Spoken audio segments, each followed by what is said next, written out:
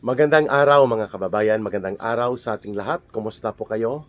Nawa ay nasa mabuting kalagayan po kayo at matatag pa rin po ang ating kalooban kahit ano pa ang mga pagsubok na ating sinusuong sa mga paghamon ng buhay na ating inaharap.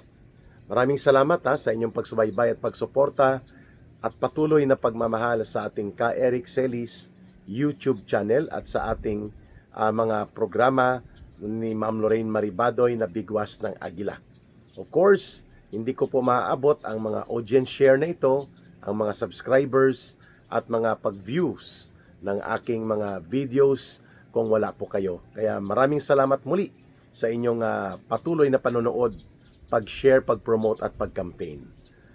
Mga kababayan, sa oras na ito ay bibigyan po natin ng pananaw dito sa ating balita at talakayan.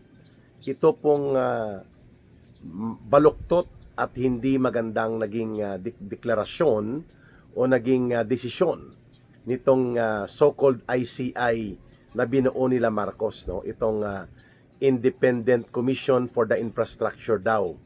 Wala naman itong totoong kalayaan na gumawa ng tamang desisyon. Kaya ang nangyari po, expected naman natin pero nakakagalit pa rin, sapagkat binuo naman talaga itong ICI para sa pagtatabon-tabon at pagtatakip sa mga kabulastugan ng pagkakaugnay o pagkakasangkot nila Marcos at Romualdez tungkol po dito sa usapin ng malawakang pandarambong at pangungulimbat sa pundo ng bayan involving itong mga ghost flood control projects at marami pang mga pinagkakitaan ng mga infrastructure projects.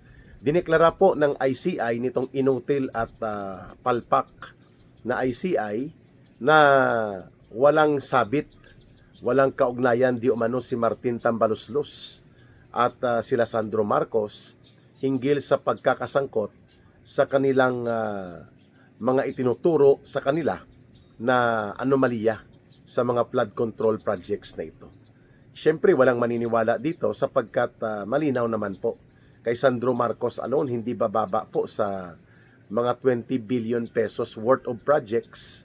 Halos mga flood control projects po yon. Walang may napuntahan, walang nakitang realidad. Kung mayroon man, inanod na ng baha doon sa Ilocos Norte.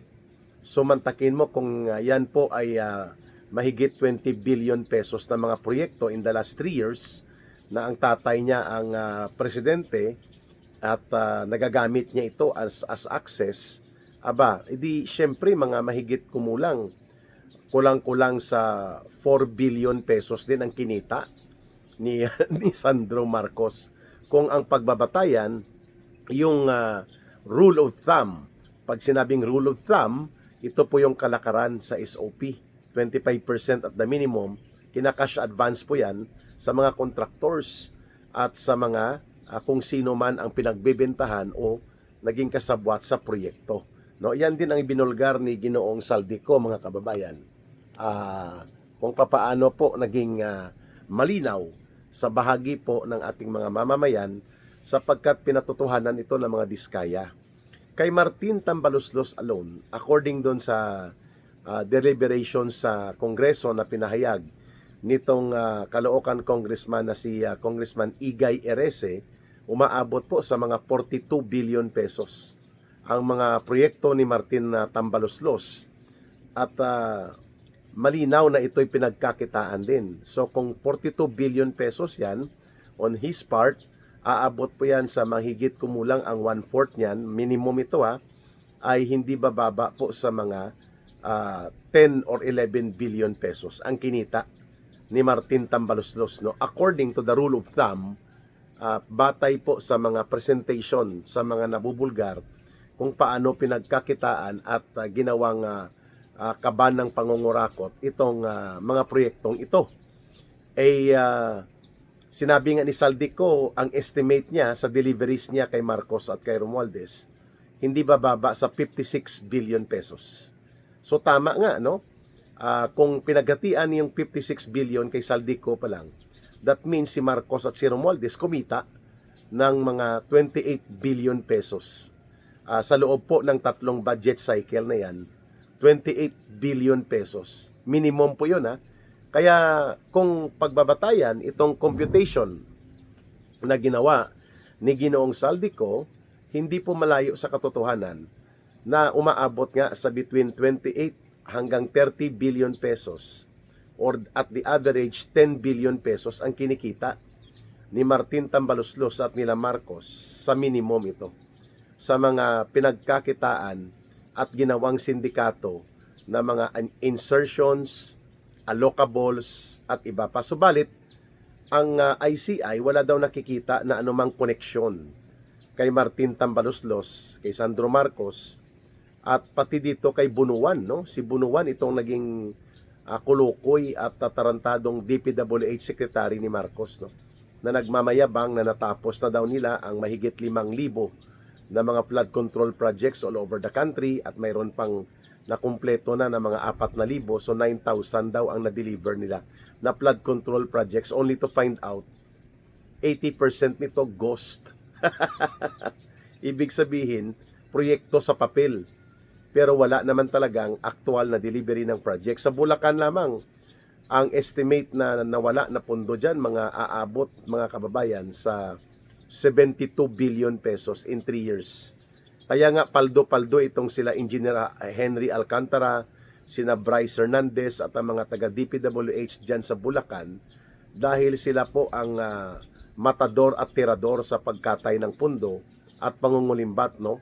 Tauhan ito ni Bunuan at nakinabang din dyan si Bunuan, of course. But ang pinakamalaking nakinabang si Tambaloslos at sila Bongbong Marcos. Sa Bulacan alone, 72 billion ang mga flood control projects na halos lahat ghost o substandard at kinash advance. Si Saldico mismo nag-identify, no? Hindi pa po natin kasama dito sa pinag-uusapan yung binanggit ni Saldico na kay Marcos alone sa 2025 budget ay nagpatupad siya ng order na ipagtabi siya ng 100 billion pesos na insertion sa budget at ang automatic yan na cash advance sa mga kinokontrata at kinakausap ni Marcos hindi bababa dyan sa 25 billion pesos. Kaya nga itong mga limpak-limpak, tuni-tunilada, mali-maleta na mga pera na pinangulimbat nila sa pundo ng mamamayan mula sa kaba ng bayan ay tumutugma sa mga deliveries na ini-reveal o sinalaysay po nitong mga former soldiers na ito. Kaya hindi lamang po nakakagalit, no? Nakakaloko, no? Parang loko-loko ang trato ng at parang bobo pag tinatrato ni Marcos ang taong bayan, no? Sila ni Romualdez, no? Kagaya po ng ginagawa ngayon sa ICI na ito, nag-recommend sila na hindi ma-include si Martin Tambaloslos dito sa usapin ng flood control projects na billions and billions ang pera na kinulimbat. At itong kolokoy na Tambaloslos, pinapaniwala niya ang taong bayan na hindi daw siya sangkot sa anumang anomalya at hindi daw niya ugali na pagkakitaan niya o pipirahin niya ang mga pundo at proyekto ng gobyerno para lamang kumita. Tarantado, walang naniniwala sa iyo na malinis ka. Kung malinis ka, hindi mo nga maipaliwanag kung papaano nadideliver doon sa mga addresses mo at lahat ng mga pagkakasangkot mo sa pangyayari, nandun ka. Mga kababayan, nandun siya. At hindi ito magagawa lahat ni Saldico, alam natin yan. Nila Dong Gonzales, nila JJ Suarez, nila Stila Kimbo, nila Benny Abante, hindi nila magagawa yan na sila lang kung hindi ito kinumpasan ni Romualdez. Saldico was nothing in Congress kung wala po ang otoridad at kumpas at proteksyon at utos na ibinigay sa kanya ni Romualdez at of course nila Marcos. Romualdez is nothing in Congress kung hindi po si Marcos din ang kumumpas sa kanya na magkakotsaba sila kung papaano nila dudurubuhin ang pondo. At kitang-kita po kung paano magwaldas si Martin ayon nga sa kay itong butangera na Committee on Justice chairperson nila na si Luistro na panay ang kung hindi dahil kay speaker, wala tayong flood control. Kung hindi dahil kay speaker, wala tayong mga maleta. Yan po no si Kolokoy si Kolokoy Luistro na itinago niyang asawa niya. Inamin pa niya in public interview na may warrant of arrest sa kasong rape. Non-bailable, walang piyansa, itinago niya. Hindi niya sinurrender noon. No? At yan, ang mga yan, tauhan lang po ito ni Romualdez. At kung si Congressman Toby Chanco pa ng Navotas ang magdeklara, sabi niya, yang si Romualdez, yan ang pasimuno ng kaguluhan sa lahat. Yung pangangatay at pagiging sindikato ng mga budget, mula 2023, 2024 at 2025, si Romualdez ang may pasimuno. Kasi nag-ambisyon ito, ang Kolokoy na ito, na siya ang magiging susunod na presidente kay Marcos na pinsan niya. So para makapagtipo ng pondo na gagamitin po sa kanilang panunuhol at mga maruming laro sa politika, ginamit nilang pagkakitaan ang Kongreso sa pamamagitan ng pangangatay at pangsindikato nila sa budget. Kaya nga, the worst budget itong kay Marcos, lalo na ang 2023, 2024, 2025 budget, pinalusot po nila dyan, hindi bababa sa tag 800 billion pesos hanggang between 700, may 600 billion pesos bawat taon. Mga allocables po yan at mga insertions. At tinukoy po ni Congressman Erese na sa loob lamang ng 3 taon o 3 budget cycle, ang nakubra ni Romualdez no, sa kanyang distrito sa Leyte, wala namang improvement at walang malinaw na pag-unlad. Ang kanyang distrito sa Leyte, 42 billion pesos. Kay Sandro Marcos, mga 32 billion or 35 billion. Hindi lang 20 billion. Yan po ay during the deliberation sa Kongreso nang magkaharapan po si Congressman Adjong ng Mindanao at itong si Congressman Erese ng Caloocan. At doon na bulgar na dahil sa kanilang koneksyon at pagiging bahagi ng grupo ni Marcos Jr., ni Bongbong Marcos, mas napadali, mas napabilis at mas naging efficient ang mga pagkobra nila ng pondo dahil nga konektado kay Marcos. So klarong-klaro na ang mga pagbubunyag na ginagawa ni Ginoong Saldico, ang revelations nila Sergeant Gutesa, revelations ng Diskaya Couple, nila Henry Alcantara, nila Yusek Bernardo, at nila Ginoong Saldico, ay tumutugma dito sa mga pagbubulgar ngayon na ginagawa din nila Congressman Leandro Liveste sa Cabral Files. And doon din po sa mga deliberation sa Congress na ibinubulgar ni Congressman Toby Chanco at ni Congressman Igay Erese. Subalit, ang deklarasyon nitong bulastog at tarantadong ICI na grupo na binuo ni Marcos, pinunduhan pa yata ito ng mahigit 100 million pesos na budget, wala namang pinatunguhan ang kanilang ginawa na mga pa-imbestiga, ayun, absuelto si Tambaloslos, absuelto si Sandro Marcos, syempre absuelto si Marcos. Yan din po ang direksyon na gagawin ng Senate Blue Ribbon Committee ni Ping Lacson. Ganyan din po ang gagawin nila, palalabasin nila na absuelto din. Itong si Marcos Jr., absuelto si Martin Tambaloslos, sila Sandro Marcos. But majority of the people do not believe them anymore. Kaya nga, in the last 4 surveys, below 0 po, no, negative ang trust and approval rating ni Marcos, mga kababayan. Mula po sa SWS na last quarter survey of 2025, negative 3. Tapos sinundan ng Pulse Asia sa kalagitnaan ng January 2026, negative 14 and negative 15. Sa unang bahagi ng Pebrero, lumabas ang Publicos Asia, negative 27, buong gobyerno at gabinete ni Marcos. At ang latest, itong GMA News Network, DCWB, direct survey sa taong bayan, ay negative 9 si Marcos Jr. Samantalang kahit ano ang ibuhos nilang atake, black propaganda, at mga political demolition job versus the Vice President, ay umalagwa po at sumisirit pataas pa rin at nami-maintain ni Vice President Sara Duterte ang trust and approval rating ng mga mamamayang Pilipino. Kahit anong issue na ang ibinato sa kanya, pinadukot pa ang kanyang tatay.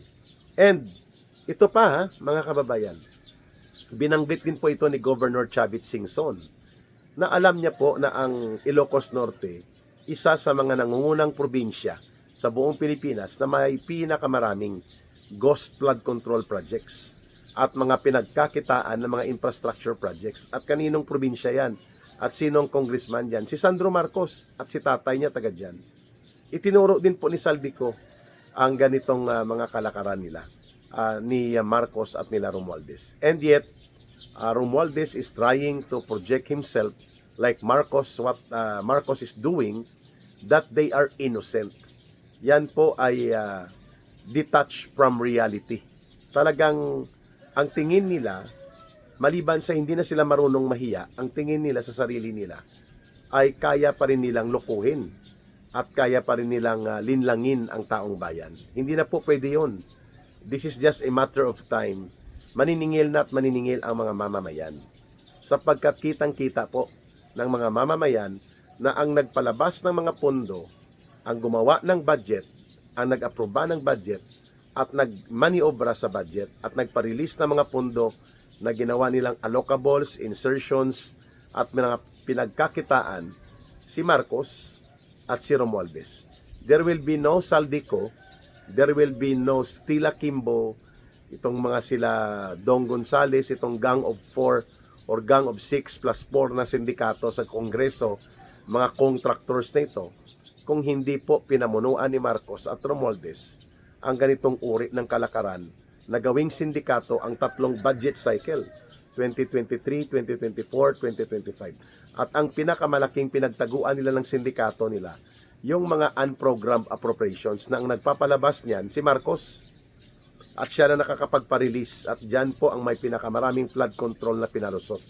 Maliban sa allocables at insertions na kanilang pinapasok sa mga distrito-distrito. Sa 2023 budget, ang allocables, ang unprogrammed, mga 810 billion pesos. The biggest unprogrammed, walang items. Parang pork barrel na rin yon. At si Marcos ang may discretion at si Romualdez paano nila palusutin yon.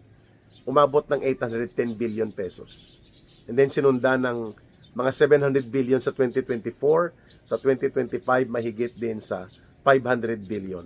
Diyan lahat nanggaling itong binabanggit ni Saldico na si Marcos at si Romualdez kumita yan ng hindi bababa sa deliveries niya lamang 56 billion pesos. Ayan, tapos sasabihin ng ICI na absuelto at walang koneksyon si Martin Tambaluslos at sila Sandro Marcos dito sa flood control at iba pang anomalya na itinuturo na sangkot sila. No? So, from the very start, alam na natin, yun ang gagawin ng ICI. Sapagkat yun ay binuo para hindi mag-imbestiga ng katotohanan, kundi pagtakpan at tabunan ang katotohanan, ilihis ang mga impormasyon, linlangin at lituhin ang taong bayan para mapagtakpan na rin ang pagiging mastermind nila Marcos at Romualdez at ang mga direktang sangkot sa sindikato nila. Pero yung katotohanan kasi maaga na at nakita na ng taong bayan eh. Hindi na kailangan itong ICI report na ito. But nonetheless, binibigyan pa rin natin ng pagpupuna dahil sinayang lang ang 100 million pesos na budget na ginawa ni Marcos na wala namang allocation yan.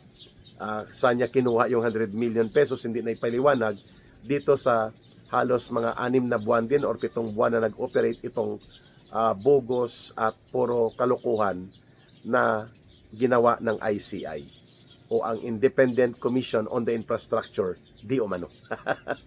Abangan natin ang iba pang pagbubunyag dito sa Balita at Talakayan with Ka Eric, mga punto de vista ni Ka Eric. At wag nating lubayan ito, tuloy-tuloy lang tayo mga kababayan sapagkat sa pagdaloy ng talakayan, sa pagdaloy ng katotohanan, mamumulat at titindig at gagawa ng hakbang ang mga mamamayan.